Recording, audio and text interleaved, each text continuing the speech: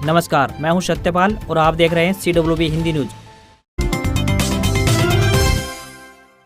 पंचायत चुनाव के दूसरे चरण के लिए छुट्टी घोषित। हरियाणा में 9 व 12 नवंबर को वोटिंग। स्कूल सहित बंद रहेंगे सरकारी कार्यालय। हरियाणा में पंचायत चुनाव के दूसरे चरण की वोटिंग के लिए सरकार ने 2 दिन का सार्वजनिक अवकाश घोषित किया है। 9 नवंबर को जिला परिषद और पंचायत समितियों के लिए वोटिंग होगी, जबकि 12 नवंबर को पंच सरपंच के लिए मतदान किया जाएगा। सरकार के इस फैसले का मुख्य सचिव यानी CS संजीव कौशल ने नोटिफिकेशन जारी किया है। हरियाणा सरकार की ओर से अंबाला, चरखी दादरी, गुरुग्राम, करनाल, रोहतक, कुरुक्षेत्र, रेवाड़ी, सिरसा और सोनीपत में कुरुक्षेत्र जिला के लाडवा ब्लॉक के गांव संभालका को छोड़कर जिला परिषद तथा पंचायत समिति के सदस्यों के लिए चुनाव के लिए 9 व 12 नवंबर को वोटिंग होगी। हरियाणा पंचायत चुनाव के दूसरे चरण के लिए 9 जिलों में आचार संहिता लागू कर दी गई है।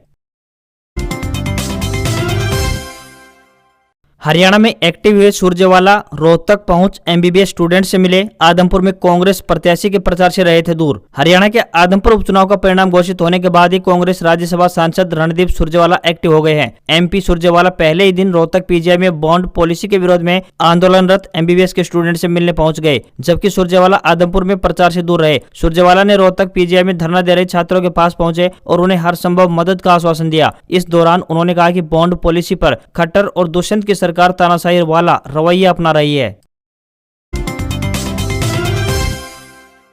ब्यूरोक्रेसी में भ्रष्टाचार पर CM का फैसला। चीफ विजिलेंस ऑफिसर की नियुक्ति की तैयारी, प्रस्ताव तैयार, जल्द जारी होगी अधिसूचना। हरियाणा की ब्यूरोक्रेसी में भ्रष्टाचार पर लगाम लगाने के लिए CM मनोहर लाल खट्टर ने एक बड़ा फैसला किया है। स्टेट विजिलेंस ब्यूरो में अब चीफ विजिलेंस ऑफिसर की सरकार नियुक्ति करने जा रही है। सरकार ने इसका प्रस्ताव तैयार कर लिया है। जल्द ही सूबा सरकार की ओर से इस बाबत नोटिफिकेशन जारी किया जाएगा। हरियाणा में भ्रष्टाचार को खत्म करने के लिए गठित हाई पावर कमेटी की दूसरी मीटिंग में मुख्य सचिव यानी CS संजीव कौशल ने इस पर चर्चा की। मीटिंग में भ्रष्टाचार को रोकने के लिए अपनाई जा रही नीतियों और भ्रष्टाचार के लंबित मामलों की मॉनिटरिंग भी की गई। खाटू श्याम मंदिर आज पूरा दिन रहेगा बंद। चंद्र ग्रहण में नहीं होंगे दर्शन। 9 को होगा बाबा का श्रृंगार। चंद्र ग्रहण के चलते आज यानी 8 नवंबर को सीकर का खाटू श्याम मंदिर पूरे दिन भक्तों के लिए बंद रहेगा। अगले दिन बाबा खाटू श्याम का तिलक और श्रृंगार किया जाएगा। ऐसे में इस दिन शाम 5 बजे ही भक्त मंदिर में दर्शन कर पाएंगे। 8 नवंबर को चंद्र ग्रहण होने के कारण मंदिर के पट पूरे दिन बंद रहेंगे। अगले दिन यानी 9 नवंबर को बाबा खाटू श्याम का तिलक होने के चलते मंदिर शाम 5 बजे ही भक्तों के दर्शनों के लिए खोला जाएगा। ऐसे में भक्त शाम 5 बजे के बाद ही दर्शन करने के लिए आए। सीकर में आज चंद्र ग्रहण दोपहर 2:40 पर शुरू होगा, जो शाम 6:20 पर शुद्ध होगा। सूतक 8 नवंबर को सुबह 5:41 से प्रारंभ होगा। हरियाणा के पूर्व CM भूपेंद्र सिंह हुड्डा बोले, जयराम ठाकुर को अस्तित्व बचाए रखने के लिए प्रधानमंत्री को बुलाना पड़ा मंडी। हिमाचल के कुल्लू में हरियाणा के पूर्व मुख्यमंत्री भूपेंद्र सिंह हुड्डा ने कहा कि हिमाचल के मुख्यमंत्री को अपना अस्तित्व बचाए रखने के लिए प्रधानमंत्री को मंडी बुलाना पड़ रहा है। हिमाचल के मुख्यमंत्री जयराम ठाकुर की हालत इस तरह दयनीय हो गई है कि उन्हें राष्ट्रीय स्तर के नेताओं को अपना प्रचार प्रसार करने के लिए बुलाना पड़ रहा है। इसका सीधा सा मतलब है कि पिछले 5 सालों में जयराम सरकार ने विकास नहीं किया है। कुल्लू में सोमवार को प्रेस वार्ता कर हुड्डा ने कहा कि जयराम सरकार के पास बताने के लिए कोई विकास कार्य नहीं है, जिसके नाम पर वह हिमाचल की जनता से वोट मांग सके। उन्होंने कहा कि हिमाचल सरकार के साथ साथ PM नरेंद्र मोदी सरकार भी सभी जगह फैल हुई है। कहा कि सरकार अगर पिछले 5 सालों में अच्छा काम किया होता तो आज प्रधानमंत्री, गृह मंत्री सहित बड़े नेताओं को हिमाचल नहीं बुलाना पड़ता। नेशनल मास्टर प्लान की मीटिंग में मंजूरी। सोनीपत के इंडस्ट्रियल एस्टेट की सूरत बदलेगी तो वहीं रेवाड़ी, गुरुग्राम की सड़कें होंगी चौड़ी। नेशनल मास्टर प्लान की हरियाणा में दूसरी मीटिंग संपन्न हो गई है। मीटिंग में 97 करोड़ के 5 प्रोजेक्ट को मंजूरी दी गई है। इन प्रोजेक्टों के जरिए सोनीपत के राई और बरही इंडस्ट्रियल एस्टेट की सूरत बदलने जा रही है। इसके साथ ही रेवाड़ी और गुरुग्राम जिलों में भी सड़क तंत्र को मजबूत करने का काम किया जाएगा। मीटिंग में CS संजीव कौशल ने बताया कि इंडस्ट्रियल पार्क को और इकोनॉमिक जोन में कनेक्टिविटी को मजबूत करने के लिए सोनीपत के राई में सेक्टर 38 फेज 2 व इंडस्ट्रियल एस्टेट में सड़कों को चौड़ा किया जाएगा। बेहतर आधारभूत ढांचा विकसित होने से कई औद्योगिक इकाइयां अपना यूनिट का विस्तार भी करेंगी, जिससे रोजगार के अवसर भी बढ़ेंगे। वहीं रेवाड़ी में IMT बावल फेज 2 में भी सड़कों को चौड़ा कर इन्हें सुदृढ़ किया जाएगा। दिसंबर में आएगा CET एग्जाम का रिजल्ट। 26,000 से ज्यादा नौकरियां मिलेंगी। मेरिट बना 4 गुना परीक्षार्थी होंगे शामिल। कॉमन एलिजिबिलिटी टेस्ट यानी CET 2022 का रिजल्ट दिसंबर के दूसरे सप्ताह में घोषित किया जाएगा। इसके बाद ही हरियाणा स्टाफ सिलेक्शन कमीशन यानी HSSC ग्रुप C के पदों के लिए विज्ञापन जारी करेगा। इसमें मेरिट के आधार पर पदों के अनुसार 4 गुना परीक्षार्थियों को शामिल किया जाएगा। इस प्रक्रिया के बाद पदों के अनुसार परीक्षार्थियों का एग्जाम लिया जाएगा। हरियाणा SSC के अधिकारियों के अनुसार इस पूरी प्रक्रिया में 6 महीने का समय लग सकता है। जून तक नौकरी की खुशखबरी परीक्षार्थियों को मिल सकेगी। करेगी। ग्रुप सी के बाद हरियाणा एसएससी जल्द ही ग्रुप डी के पदों की भर्ती प्रक्रिया शुरू करेगी। हरियाणा एसएससी के अधिकारियों के अनुसार 2023 के फरवरी महीने में इन पदों के लिए यानी ग्रुप डी के पदों के लिए परीक्षा आयोजित की जा सकती है। दिल्ली सरकार का फैसला, हटी ग्रेप 4 की पाबंदियां, 9 नवंबर से खुलेंगे स्कूल। दिल्ली के पर्यावरण मंत्री गोपाल राय ने ग्रेप 4 वापस ले लिया है। उन्होंने कहा है कि ग्रेप 3 दिल्ली में लागू होगा। दिल्ली में बुधवार से स्कूल खुलेंगे और ट्रकों को भी एंट्री दी जाएगी। गोपाल राय ने कहा है कि 9 नवंबर से दिल्ली के सभी प्राइमरी स्कूल खुल जाएंगे और उससे ऊपर की कक्षाओं में खुली गतिविधि पर लगी रोक को भी हटाया जा रहा है। उन्होंने कहा है कि वर्क फ्रॉम होम के निर्देशों में संशोधन कर आज से कार्यालयों को पूरी क्षमता के साथ काम करने दिया जा रहा है। हाईवे, सड़क, फ्लाईओवर और ब्रिज, पाइपलाइन से जुड़े निर्माण कार्यों पर लगी रोक हटा ली गई है। दिल्ली के बाद हरियाणा में भी ग्रेप 4 लागू कर दिया गया है।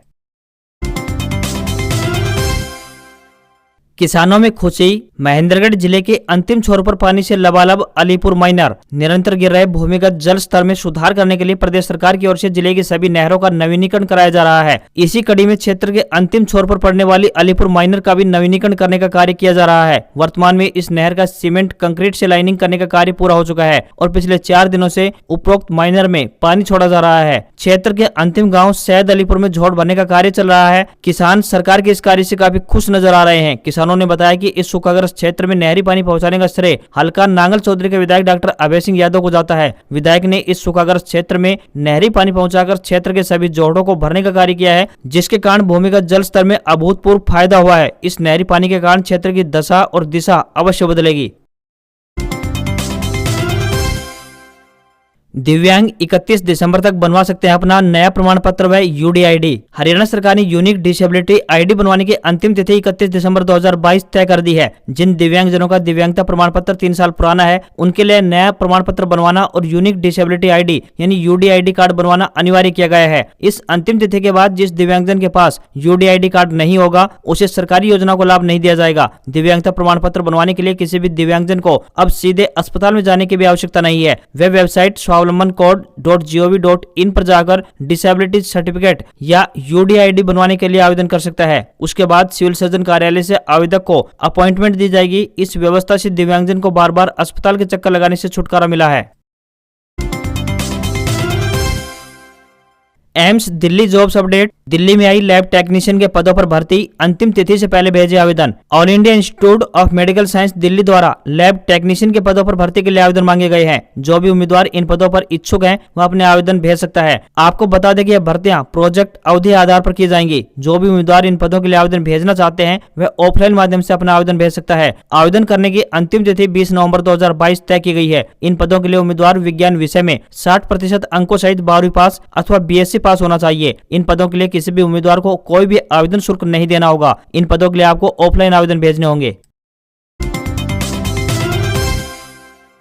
हरियाणा मौसम अपडेट। हरियाणा में इस दिन से होगा मौसम में बदलाव। 10 नवंबर के बाद बढ़ेगी ठंड। नवंबर का पहला सप्ताह लगभग खत्म हो चुका है, लेकिन अभी भी हरियाणा में दिन और रात के तापमान में ज्यादा गिरावट दर्ज नहीं की गई है। यहाँ तक कि कई जगहों पर रात का सामान्य तापमान अधिक हो रहा है। कहीं कहीं दिन का तापमान सामान्य से अधिक रहा, लेकिन अब मौसम वैज्ञानिक कह रहे हैं कि 10 नवंबर के बाद राज्य में रात के तापमान में कुछ गिरावट आने की संभावना है। प्रदेश में अब सर्दी बढ़ने वाली है। इसका कारण पहाड़ों से आने वाली हवाएं हो सकती है। पहाड़ों से आने वाली ठंडी हवाएं राज्य में तापमान को प्रभावित करने का काम करेंगी, लेकिन ये हवाएं 10 नवंबर के बाद ही आ सकती हैं। इसके साथ ही आने वाले दिनों में आंशिक रूप से बादल छाए रह सकते हैं। वहीं आज यानी 8 नवंबर को उत्तरी हरियाणा में 1 से 2 जगहों पर तेज हवाएं भी चल सकती हैं। साल का आखिरी चंद्र ग्रहण आज, इन राशियों पर पड़ेगा प्रभाव। इन बातों का रखना होगा विशेष ध्यान। आज साल 2022 का आखिरी चंद्र ग्रहण कार्तिक पूर्णिमा को लगेगा। यह साल का दूसरा चंद्र ग्रहण होगा। भारत में चंद्र ग्रहण दिखने के कारण इसका सूतक काल मान्य रहेगा। देश में पहली बार अरुणाचल प्रदेश में पूर्ण चंद्र ग्रहण दिखाई देगा। देश के पूर्वोत्तर राज्यों में पूर्ण चंद्र ग्रहण दिखाई देगा, जबकि अन्य स्थानों पर आंशिक रूप से चंद्र ग्रहण देखा जा सकता है। 8 नवंबर यानी आज शाम को जैसे चंद्रमा उदय होगा, उसी समय भारत में चंद्र ग्रहण दिखाई देगा। यह चंद्र ग्रहण शाम 6:19 पर समाप्त होगा। देश दुनिया में मंगलवार यानी आज 8 नवंबर को साल 2022 का आखिरी चंद्र ग्रहण लगेगा। यह ग्रहण पूर्ण चंद्र ग्रहण होगा। यह चंद्र ग्रहण भारत में देखा जा सकता है। भारत के अलावा 8 नवंबर यानी आज लगने वाला चंद्र ग्रहण अमेरिका, ऑस्ट्रेलिया, एशिया और प्रशांत महासागर में दिखाई देगा। चंद्र ग्रहण का समय शाम 4:23 से प्रारंभ होगा, जो कि शाम 6:19 तक रहेगा। चंद्रोदय के समय की बात करें तो 8 नवंबर आज शाम 5:28 पर होगा। धार्मिक मान्यताओं के अनुसार ग्रहण के दिन सूतक काल शुभ नहीं माना जाता है। सूतक काल में पूजा और शुभ कार्य वर्जित हैं। सूतक काल 8 नवंबर को सुबह 6:39 पर प्रारंभ होगा, जो ग्रहण की समाप्ति के साथ समाप्त होगा। शास्त्रों में सूतक काल को अशुभ माना जाता है, इसलिए सूतक लगाने पर पूजा, धार्मिक कर्मकांड और शुभ कार्य नहीं किए जाते हैं। मंदिर के कपाट भी बंद रहेंगे। चंद्र ग्रहण के दौरान गर्भवती महिलाओं को ग्रहण नहीं देखना चाहिए या फिर घर से बाहर नहीं जाना चाहिए। चंद्र ग्रहण के दौरान तुलसी समेत अन्य पेड़ पौधों को भी नहीं छूना चाहिए। देश में जारी रहेगा 10% ईडब्ल्यूएस आरक्षण, फैसले पर सुप्रीम कोर्ट ने लगाई मुहर। आर्थिक रूप से कमजोर यानी ईडब्ल्यूएस कोटे का लाभ उठा रहे देश के लाखों युवाओं के लिए बड़ी खुशखबरी है। केंद्र सरकार के ईडब्ल्यूएस वर्ग को 10% आरक्षण दिए जाने के फैसले पर सुप्रीम कोर्ट ने अपनी सहमति जताते हुए हरी झंडी दिखा दी है। चीफ जस्टिस यूयू ललित की अध्यक्षता वाली 5 सदस्यीय बेंच ने 3-2 से फैसला सुनाया है। 3 जजों ने संविधान के 103वें संशोधन अधिनियम 2019 को सही माना है। सहमति जताते हुए कहा है कि सामान्य वर्ग में ईडब्ल्यूएस कोटा वैध और संवैधानिक है। गौरतलब है कि ईडब्ल्यूएस को शिक्षा और नौकरी में 10% आरक्षण देने की व्यवस्था है। सोना चांदी के दामों में शानदार तेजी, 51,000 पर पहुंचा सोना, चांदी फिर 60,000 के पार निकली। हफ्ते के पहले कारोबारी दिन सराफा बाजार में सोने चांदी की कीमत में शानदार तेजी दिखाई दी है। India Boolean and jewellers association की वेबसाइट के मुताबिक सराफा बाजार में सोना 438 रुपए महंगा होकर 50,960 रुपए पर पहुंच गया है। अगर चांदी की बात करें तो इसमें 1200 रुपए से ज्यादा की तेजी दिखाई दी है। सराफा बाजार में ये 1264 रुपए महंगी होकर 60,019 रुपए प्रति किलोग्राम पर पहुंच गई है। 1 नवंबर को ये 58,000 पर थी। आने वाले दिनों की बात करें तो शादियों का सीजन प्रारंभ होगा, इससे सोने की डिमांड में तेजी आने की संभावना है। डिमांड में तेजी आने से इसकी कीमतें और बढ़ सकती हैं और आने वाले दिनों में सोना 52,000 रुपए प्रति 10 ग्राम तक जा सकता है। आज खबरों में बस इतना ही। देखते रहिए CWB हिंदी न्यूज। नमस्कार।